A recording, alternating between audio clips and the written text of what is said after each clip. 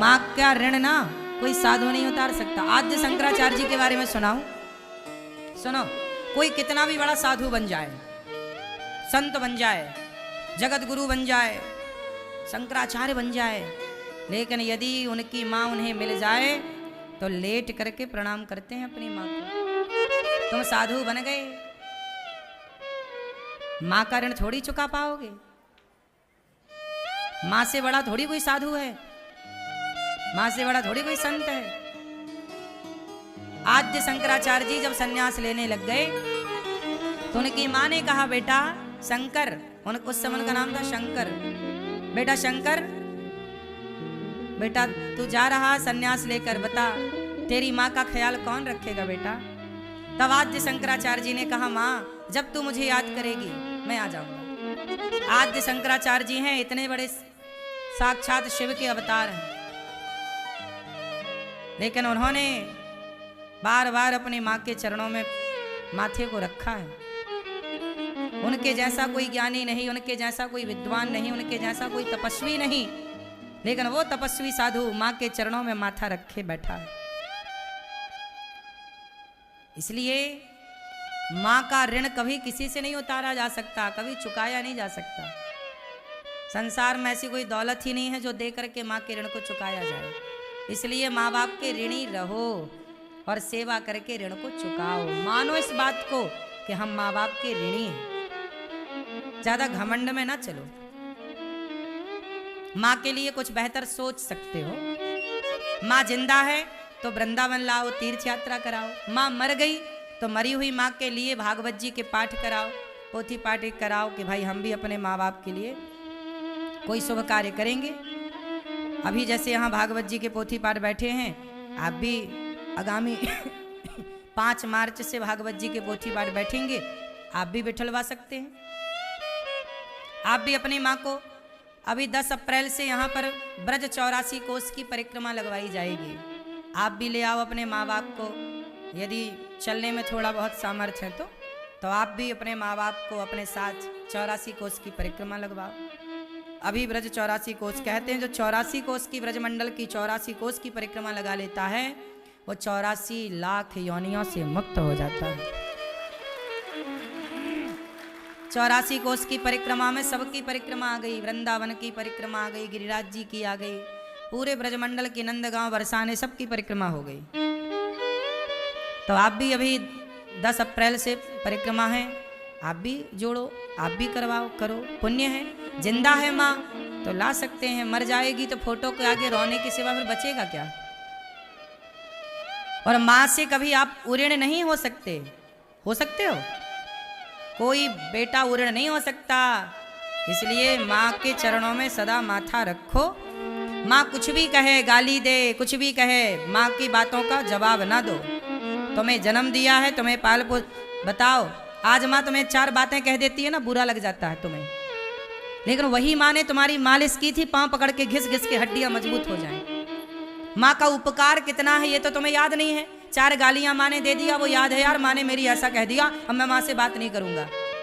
माँ की 4 गालियों पे ध्यान ना दो, माँ की 4 बातों पर ध्यान ना दो। माँ ने बचपन में आपको कितना, तुम भी तो अपने बच्चे के साथ गुजारा कर रहे हो ना, बच्चों का कितना ख्याल रखना पड़ता है, ऐसे ही ख्याल तुम्हारी माँ ने तुम्हारा रखा है। रात रात जाग के तुम्हारा मलमूत्र धोया है। तुम्हें गाली याद है? 4 गाली माँ ने दे दी। लुगाई आ गई तो लुगाई ने कहा कि या तो अपनी माँ को रखो या तो हमें रखो, तो लुगाई के पीछे चल गए और माँ को छोड़ दिया। ऐसी औलादें हैं।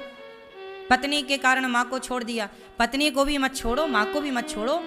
और ऐसी बेटियों को समझाओ, माँ तुम्हारी बेटियां समझाती क्यों नहीं हो?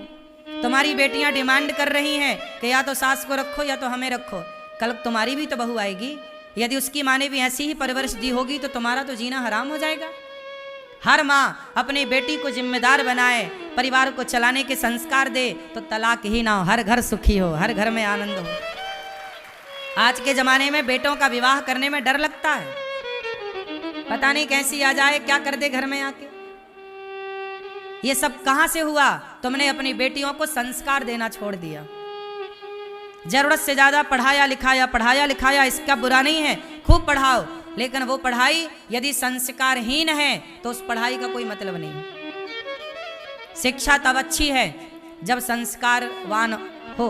यदि आपकी शिक्षा में संस्कार नहीं है तो शिक्षा का कोई मतलब नहीं है। आज तुम्हारे बेटे का ब्याह करने में तुम्हें 100 बार सोचना पड़ता है। काश हर बेटी को उसकी माँ अच्छे संस्कार देती, परिवार को चलाने के संस्कार, 2 बातें सुन के रहने के संस्कार। आजकल लड़कियां पढ़ लेती हैं ना तो पढ़ने का ही घमंड लेके चलती, मैं तो पढ़ी हूँ, सेल्फ डिपेंड हूँ, मुझे किसी की जरूरत नहीं। इसी चक्कर में घर टूटते हैं। वो एक बात सुनने को तैयार नहीं, ना पुरुष सुनने को तैयार ना स्त्री। और जब सुनोगे नहीं, सहोगे नहीं तो रहोगे कैसे? रिश्तों में थोड़ी सहनशीलता तो चाहिए ही चाहिए, लेकिन आज सहनशीलता है ही नहीं। सहे कौन? बेटियां पढ़ी हैं क्यों सहेंगी, बेटे पढ़े हैं क्यों सहेंगे? खून गर्म है दोनों का। इसलिए रिश्तों को चलाने के लिए डिग्रियों की जरूरत नहीं पड़ती मेरी माँ। रिश्तों को चलाने के लिए समझदारी चाहिए, सहनशीलता चाहिए। माँ बाप के दिए गए संस्कार काम आते हैं रिश्तों को चलाने में। कॉलेज से मिली डिग्री काम नहीं आती। क्यों जी, बात सही है? रिश्तों को चलाने में डिग्रियां काम ना करेंगी, माँ बाप के दिए गए संस्कार काम करेंगे। इसलिए हर बेटी को ऐसा पढ़ाओ कि वो ऐसा ना कहे कि तुम अपनी माँ को रखो या हमें रखो। सिखाओ अपनी बेटियों को कि सास माँ है, ससुर पिता है, पति भगवान है।